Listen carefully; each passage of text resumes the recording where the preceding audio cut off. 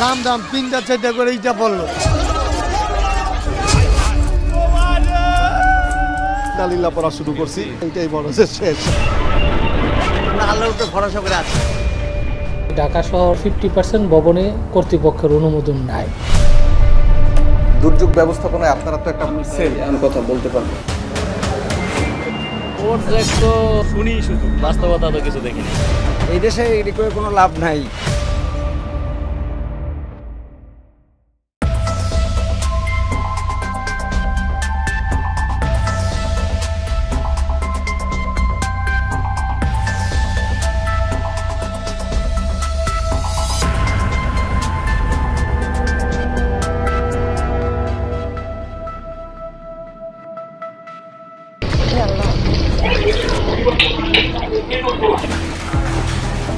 Madam, মুহূর্তেই সব ওলট পালট।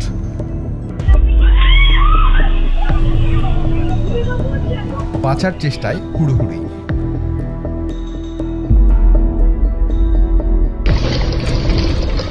দিকশূন্য হয়ে কখনো বাবা ছেড়ে দিয়ে পালাচ্ছে সন্তানের হাত, কখনো এক মুহূর্তে প্রিয়জন ভুলে নিজের জীবন বাঁচাতে ভোঁদড়। বলছি ভূমিকম্পের কথা। ভূমিকম্প একটি এমন দুর্যোগ যার নেই পূর্ব সতর্কবার্তা, আসে হঠাৎ কিন্তু রেখে যায় দীর্ঘস্থায়ী আতঙ্ক ও প্রশ্নের পর প্রশ্ন।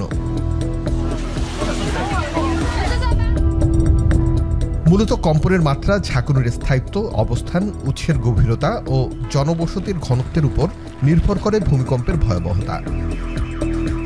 প্রতিদিন বিশ্বে 50 থেকে 60টি ভূমিকম্প হয়, আর বছরে এই সংখ্যাটি 20,000-এরও বেশি। বিশ্বের ভূমিকম্প প্রবণ দেশগুলোর তালিকায় বাংলাদেশের অবস্থান কোথায়? বাংলাদেশ ভূমিকম্প প্রবণ দেশ না হলেও এটি একটি বৃহত্তম ভূমিকম্প প্রবণ অঞ্চলে অবস্থিত। দেশটির ভৌগোলিক অবস্থান 3টি টেকটনিক প্লেটের কাছাকাছি: ইন্ডিয়ান প্লেট, ইউরোপিয়ান প্লেট এবং বার্মা মাইক্রোপ্লেট। বাংলাদেশে বছরে 4 মাত্রার বেশি ভূমিকম্পের সংখ্যা অন্যান্য উচ্চ ঝুঁকিপূর্ণ দেশের তুলনায় কম হলেও ঘনবসতি এবং ভবন নির্মাণের চরম অনিয়মের কারণে ঝুঁকিপূর্ণ হয়ে উঠছে।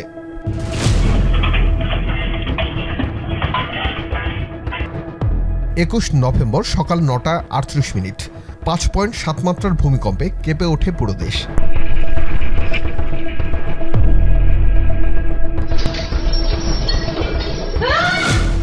এরপর 31 ঘন্টার মধ্যে আরও 3বার আফটার শক। কম্পনের এই ঘটনায় দেশের বিভিন্ন স্থানে প্রাণ হারায় 10 জন, আহতের তালিকায় 2000-এর বেশি নাম।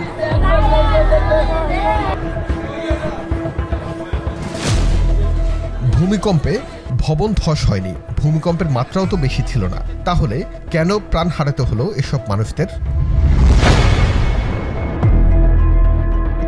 শুরুটা আরমানিটোলার নয়নের মাংসের দোকান দিয়ে করতে চাই আমরা। কি ঘটেছিল সেখানে? কেন প্রাণ হারাতে হলো 3 জনকে?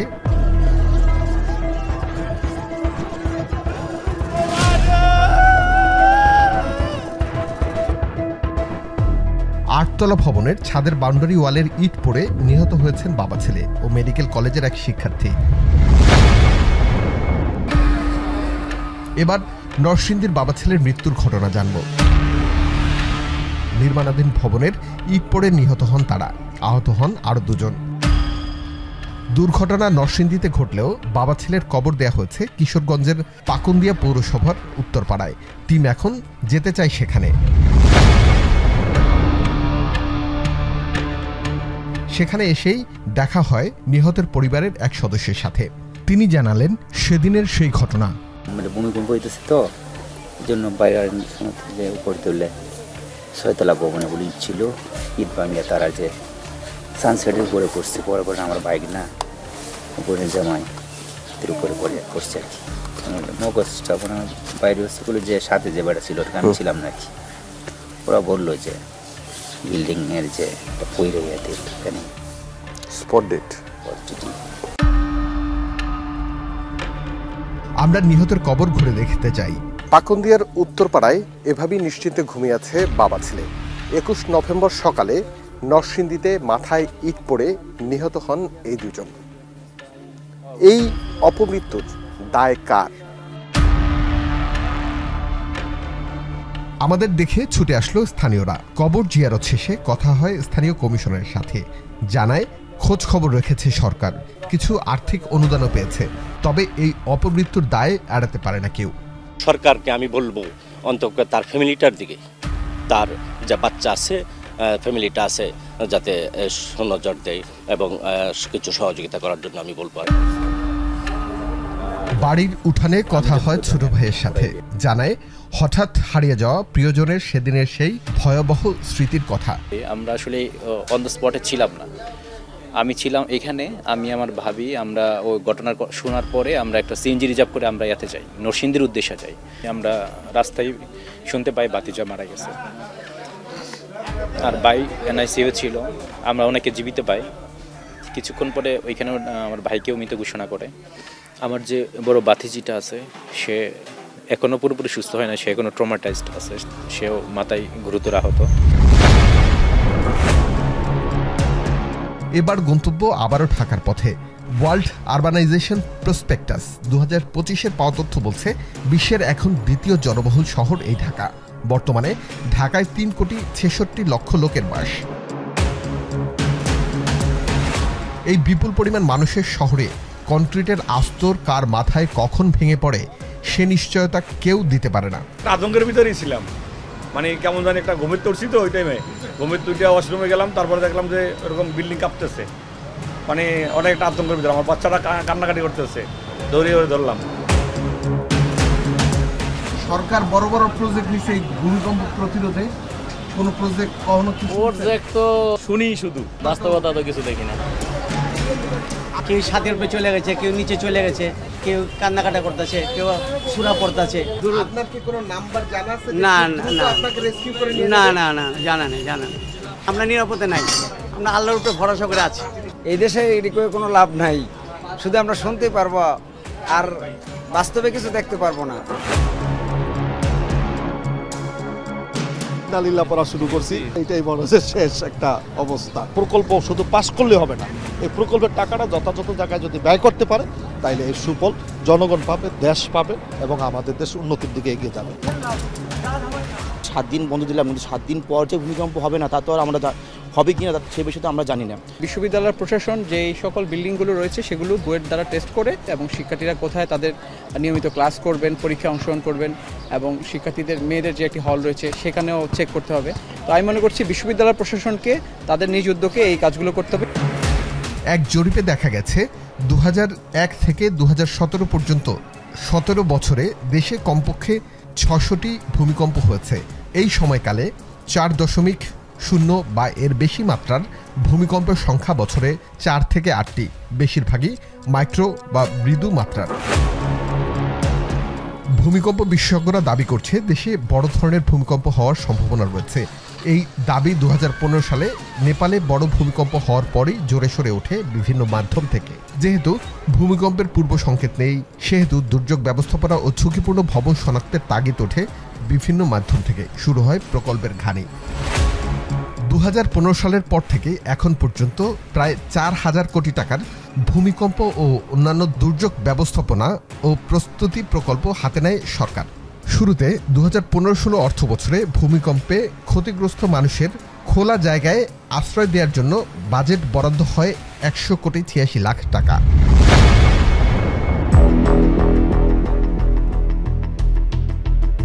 অনুসন্ধানের শুরুটা এখান থেকেই, যেতে হবে ত্রাণ ও দুর্যোগ মন্ত্রণালয়ে। আমরা খুঁজে বের করব সেই তাঁবুগুলোর অবস্থান। এখানে দায়িত্বশীল কে আছে? হ্যাঁ, তাঁবু কেনা হয়েছিল, টেন্ট, নেপালের ভূমিকম্পের পরে তাঁবু। সেই তাঁবুগুলো কোথায় এখন? তো পরিকল্পনা শাখা বলতে পারি। নেপালের যে ভূমিকম্পটা হয়েছিল এরপরে 100,86,00,000 টাকার তাঁবু কেনা হয়েছিল, সেই তাঁবুটা এখন কোথায়? এগুলো তো ত্রাণ শাখা দেখে, ত্রাণ শাখা দেখে, মানে এটা ত্রাণ শাখার কাছে ইনফরমেশন থাকবে। জি, আমরা এটা করি না।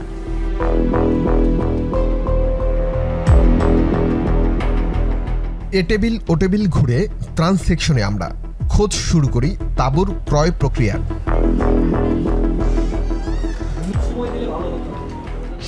সময় তো অবশ্যই দিব।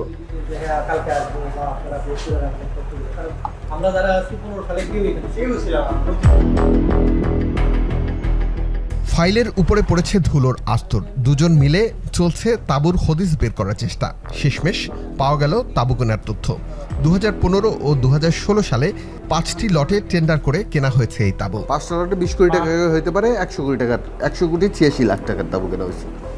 আমাদের একটু সময় দিতে হইব, কারণ অনেক আগের ফাইল তো বুঝতে একটু সময় লাগবে। আমরা যেহেতু সবাই মানে আপনাদের কাছেই তো থাকবে যে এই ফাইলের ডেস্টিনেশন কোথায়, মানে কোথায় আছে। আলমারি আমাদের অনেক ফাইল তো মানে একটু ভাই ইয়া না যে এই আলমারির মধ্যে আছে, এটা বলতে পারবো না। সেই ক্ষেত্রে দেখা যাচ্ছে ফাইল ডিসকাস করতে পারে অনেক দিন। হ্যাঁ অনেক কিছু হতে পারে। সময় দেন, তাহলে আস্তে আস্তে আমরা খুঁজে এরপরে। তাঁবু আছে কোথায় খোঁজ নিয়ে জানতে চাই আমরা। প্রথমেই যেতে চাই সিএসডিতে, যেখানে ত্রাণ ও দুর্যোগ মন্ত্রণালয়ের বিভিন্ন জিনিসপত্র সংরক্ষণ করা হয়। ভূমিকম্পের পর খোলা জায়গায় যাতে মানুষ থাকতে পারে এজন্য 100 কোটি 86 লাখ টাকার কেনা তাঁবুর একটি অংশ রয়েছে তেজগাঁর এই সিএসডিতে। আমরা যাব এই অফিসে, আমরা দেখতে চাই যে সেই তাঁবুর কতটি এখন পর্যন্ত অক্ষত রয়েছে। চলুন। এখানে গিয়ে পাওয়া গেল না বড় কর্তাকে, তথ্য দিতে গড়িমসি ছোট কর্তাদের।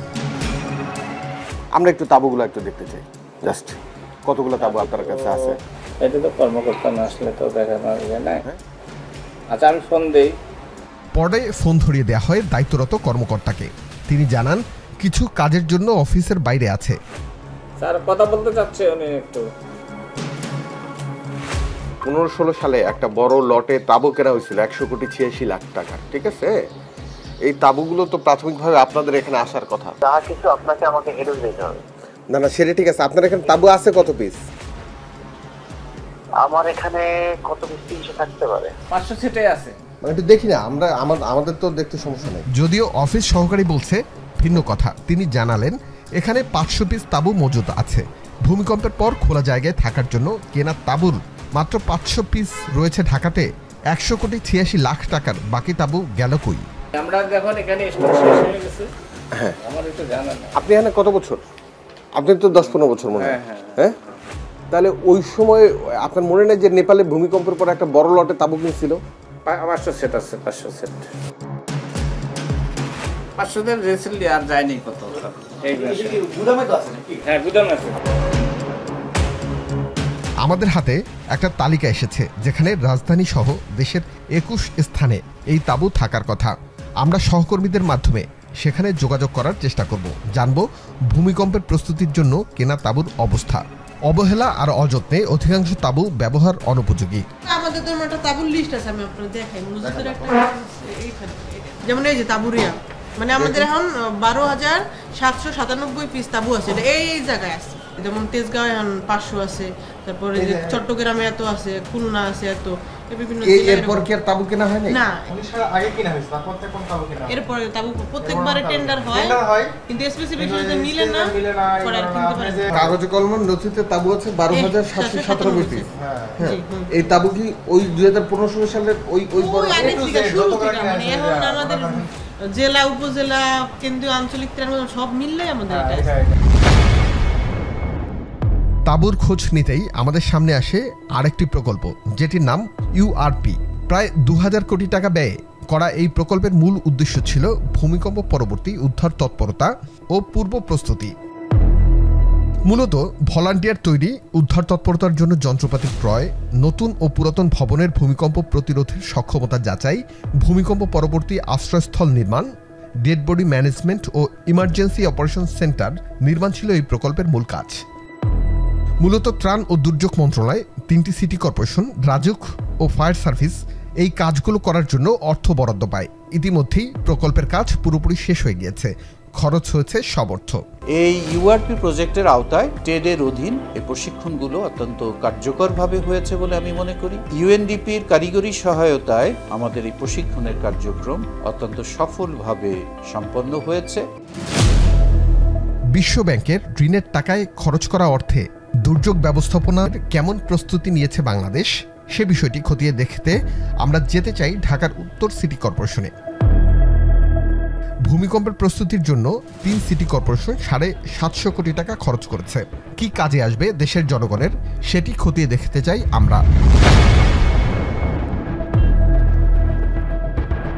আমাদের এখনকার গন্তব্য উত্তর সিটি কর্পোরেশনে। আমরা দেখতে চাই 750 কোটি টাকা খরচ করে ভূমিকম্প ব্যবস্থাপনায় কতটুকু প্রস্তুত সিটি কর্পোরেশনগুলো।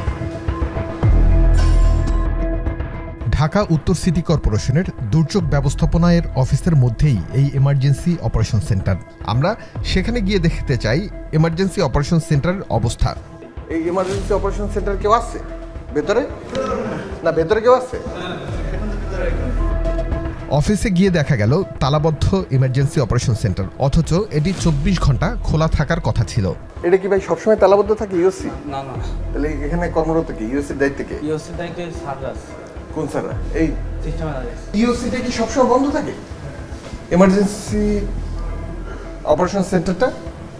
এটা তো আমি কিছু বলতে পারবো না। হ্যাঁ, আমি সিস্টেম ম্যানেজ না, এটা আমি কি বলবো। ওয়ার্ল্ড ব্যাংকের অর্থায়নে ইউআরপি প্রজেক্টের অংশ হিসেবে করা হয়েছিল এই যে এমার্জেন্সি অপারেশন সেন্টার, কিন্তু প্রতিদিনই এটা বন্ধ থাকে।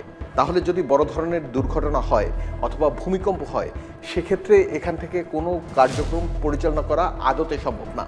কিন্তু যেই টাকা এই বাবদ আসলো অথবা প্রতি বছর মেনটেন্যান্স বাবদ যেই টাকা আসে, সেটি যায় কোথায়? তার প্রশ্ন সিটি কর্পোরেশনকে দিতে হবে। চলুন। দুর্যোগ ব্যবস্থাপনা সার্কেলে অফিস করছেন কয়েকজন। কি কাজ তাদের? কি কি ধরনের যন্ত্রপাতি আছে রেস্কিউর?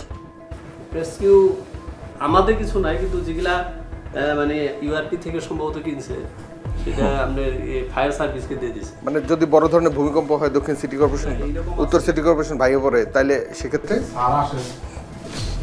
সেটা আপনি এই তথ্যটা জানতে গেলে স্যার এই বিষয়ে এগুলা উনি যন্ত্রপাতি কিনছে এবং এটা উনি জানেন। উনি আমাদের পিডিআই। ডিজাস্টারটা যখন আসে তখনই মানুষ সচেতন। এর আগে হয় না? এর আগে তো আসলে খুব একটা দেখি না। ভাই কি হিসেবে আছেন?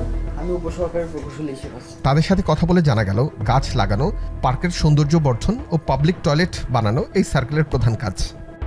প্রকল্প সংক্রান্ত কাজগুলো করে থাকি। আমি হচ্ছে পাবলিক টয়লেট রিলেটেড কিছু কাজ করে থাকি। পাবলিক টয়লেট, তারপর হচ্ছে বৃক্ষরোপণ, হচ্ছে পার্ক রিলেটেড কাজগুলো আমরা করে থাকি। যেগুলো আমাদের কনস্ট্রাকশন মানে সিভিল ওয়ার্ক, সেগুলো আমরা করে থাকি।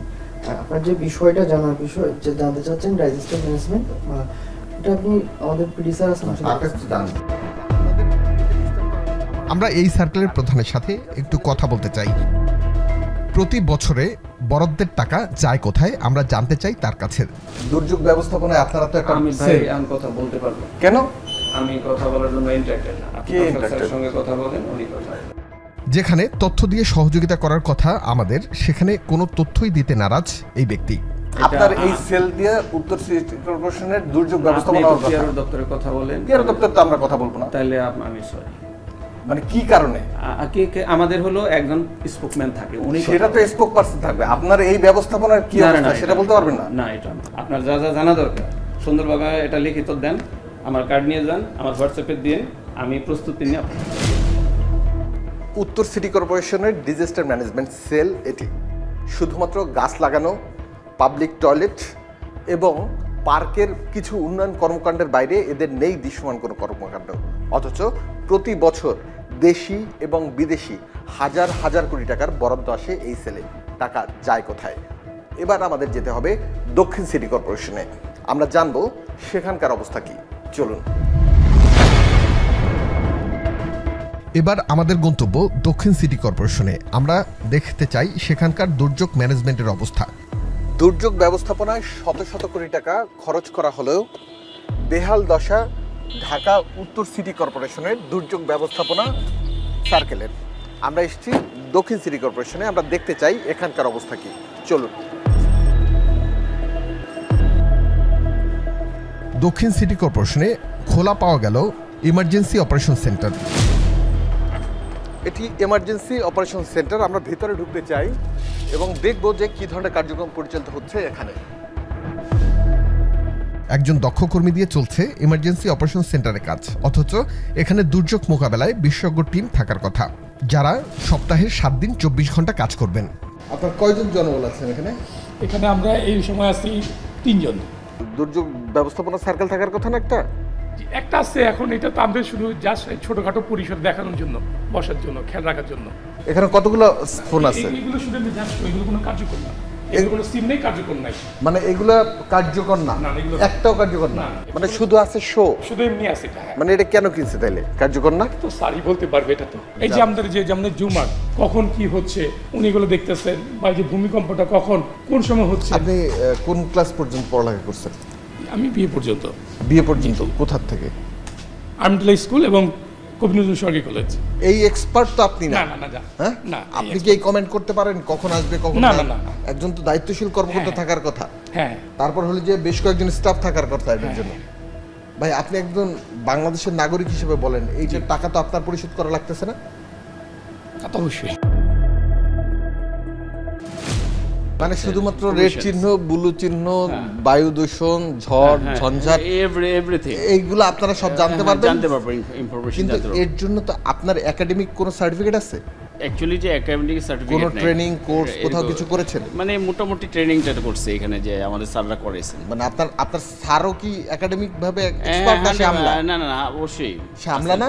জি, এইখানে তো ভাই আপনার ফেসবুকে আপ করছে। জি, এটা ফেসবুকের মধ্যেই তো এটা আমাদের তো এটা টোটাল লাইভ মনিটরিং এ যারা ফিল্ড ওয়ার্ক করতেছে। আপনার কি মনে হয় যে এমার্জেন্সি অপারেশন সেন্টার শুধু ফেসবুক এবং ইউটিউবের মধ্যে দিয়ে এটা কাজ, না কোনো অ্যানাদার কোনো অ্যাপস আছে? অ্যানাদার অপশন আছে, কিন্তু এটা আমি তো বলতে পারবো না, স্যারের সাথে কথা বলতে হবে। এই রাজ ভাই স্যার আছে নাই তো? সিস্টেম অ্যানালিস্ট আর কি আছে? ওনার পরে দায়িত্ব আছে সহকারী প্রোগ্রামার। আমরা এসেছিলাম ইউসির সিস্টেম অ্যানালিস্টের কাছে, তবে তাকে পাওয়া যায়নি। এখন আমরা আবার যাব পরিবেশ সার্কেলে, আমরা জানব দুর্যোগ ব্যবস্থাপনায় তারা কি কি ধরনের পদক্ষেপ নিয়েছেন। চলুন এবার যেতে চাই দক্ষিণ সিটি কর্পোরেশনের দুর্যোগ ব্যবস্থাপনা সার্কেলে। দায়িত্বরতদের কেউ নেই। কিছুক্ষণ অপেক্ষা করতেই আসলেন একজন সহকারী প্রকৌশলী। অতিরিক্ত দায়িত্বে রয়েছেন এই সার্কেলের ব্যবস্থাপনা পরিচালক, যিনি এসেছেন কয়েক মাস হলো। ওয়ার্ড ভিত্তিক ভলান্টিয়ারদের তালিকা থাকলেও সক্রিয় নেই কেউ। ওয়ার্ডে ওয়ার্ডে আপনাদের কর্মী থাকার কথা, এগুলো কি আছে জানেন? গঠন করছিল কর্মী আপনাদের অলমোস্ট 40টা 50টা ওয়ার্ডের মতো আগে ওয়ার্ড কমিটি গঠন করছিল ভাই। হ্যাঁ, পরবর্তীতে ওই আগে তো কাউন্সিলর ছিল, ওদের লোকজনকে কমিটি গঠন করছে, এখন আবার নতুন করে পড়া সব তো পলাই গেছে না। এই ব্যাপারটা একটা বরাদ্দ যাইতো না এখান থেকে? হ্যাঁ, একটা বরাদ্দ ছিল, কিন্তু এই পরের মনে হয় যে আপনার পরিস্থিতির কারণে পরবর্তীতে বরাদ্দ কম আসবে। এবার আমরা যেতে চাই রাজধানী উন্নয়ন কর্তৃপক্ষের কাছে। সেখানে গিয়ে জানবো আরবান রেজিলেন্স প্রজেক্টের আওতায় কি কাজ হয়েছে। তার আগে আমরা ঝুঁকিপূর্ণ ভবনের হিসেব কষতে চাই। একতলা থেকে শুরু করে ভবনের সংখ্যা হলো প্রায় 21 লক্ষর উপর। এর ভিতরে 5,13,000-এর উপরে ভবন হলো দোতলার উপরে ভবন, আর বাকি সবগুলি একতলা অথবা টিন শেড ভবন। রাজধানী উন্নয়ন কর্তৃপক্ষ অন অ্যান অ্যাভারেজে প্রতি বছর প্রায় 10,000 ভবন মতো অনুমোদন দিয়ে থাকে। এই ঢাকা শহরে যতগুলি ভবন তৈরি হচ্ছে এর প্রায় 50% ভবনে কর্তৃপক্ষের অনুমোদন নাই। তার দেয়া তথ্য বলছে প্রায় 42 লাখ ভবন রয়েছে রাজধানী ঢাকায়, যার মধ্যে অর্ধেকের অনুমোদন নেই, আর ঝুঁকিতে রয়েছে 5 লাখের বেশি ভবন। এসব ভবনের ভূমিকম্প সক্ষমতা যাচাই করতে 538 কোটি টাকার আরবান রেজিলেন্স প্রজেক্টের কাজ হাতে নিয়েছিল রাজউক। ঋণের এই টাকায় করা হয়েছে ভবন, কেনা হয়েছে ভবনের ভূমিকম্পের সক্ষমতা যাচাইয়ের যন্ত্রপাতি, খরচ হয়েছে টাকা, প্রকল্প শেষ। কতটুকু সফল হলো প্রকল্প?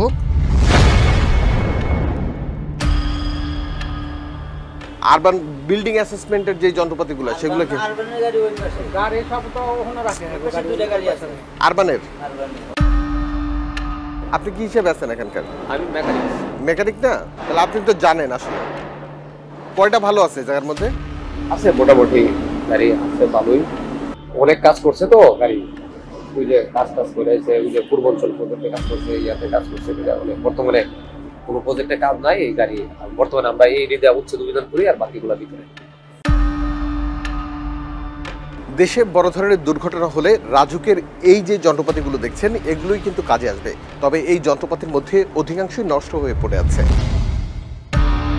খরচ হয়েছে বিশ্বব্যাংকের ঋণের টাকা, প্রকল্প শেষ, ভবনের ভূমিকম্প প্রতিরোধের সক্ষমতা যাচাইয়ের কাজ শেষ, শুধু আছে ঋণ পরিশোধের রাষ্ট্রের দায়। এবার ভূমিকম্প ও অন্যান্য দুর্যোগ ব্যবস্থাপনা নিয়ে 1851 কোটি টাকা ব্যয়ের ত্রাণ ও দুর্যোগ মন্ত্রণালয়ের একটি প্রকল্পের দিকে তাকাতে চাই আমরা। প্রকল্পটির নাম ভূমিকম্প ও অন্যান্য দুর্যোগ ব্যবস্থাপনা হলেও কি কাজ করছে তারা? স্যার কই আপনার? স্যার এই যে মিনিস্ট্রিতে মিটিং চলতেছে, এখানে মিটিং চলতেছে। বিগত 10 বছরে কি পরিমাণ বাজেট হয়েছে অথবা কি কি জিনিসপত্র কোন কোন জায়গায় গেছে? আমাদের এই প্রজেক্টটা তো শুরু হয়েছে 20 সাল থেকে, 21 সাল থেকে। আচ্ছা 21 সাল থেকে 27 পর্যন্ত চলছে। 27 পর্যন্ত। এটা কি বিদেশি অর্থায়ন? না, পুরোই গভর্নমেন্ট। আচ্ছা, মানে এটা শুধুমাত্র আর্থকোয়াকের জন্য হলে যে এটা স্পেসিফিক ভূমিকম্প না, আমাদের প্রকল্পের নাম হচ্ছে ভূমিকম্প ও অন্যান্য দুর্যোগ, মানে সকল পুরোটাই। অন্যান্য বছরগুলোতে কত বরাদ্দ হয়েছে দেখেন তো। এই যে প্রকল্প সংক্রান্ত আপনার সিটি কর্পোরেশনের কোনো জিনিসপত্র দেন নাই নাকি? না, সিটি কর্পোরেশনের ফার্স্ট পেজে নাকি দেওয়া হয়েছিল। কোন কোন সংস্থাকে যন্ত্রপাতি কিনে দেন বলেন তো? আমরা প্রকল্প মূলত 10টা প্রতিষ্ঠান, 10টা প্রতিষ্ঠানকে দিই। এর মধ্যে এখন 7টা প্রতিষ্ঠান আছে তালিকাভুক্ত আছে। 7টা প্রতিষ্ঠান কারা কারা? 7টা প্রতিষ্ঠান আপনার আমপুস ডিভিশন, ফায়ার সার্ভিস, পুলিশ, এরপরে হচ্ছে আপনার রেড ক্রিসেন্ট, সিপিপি, ডিডিএম।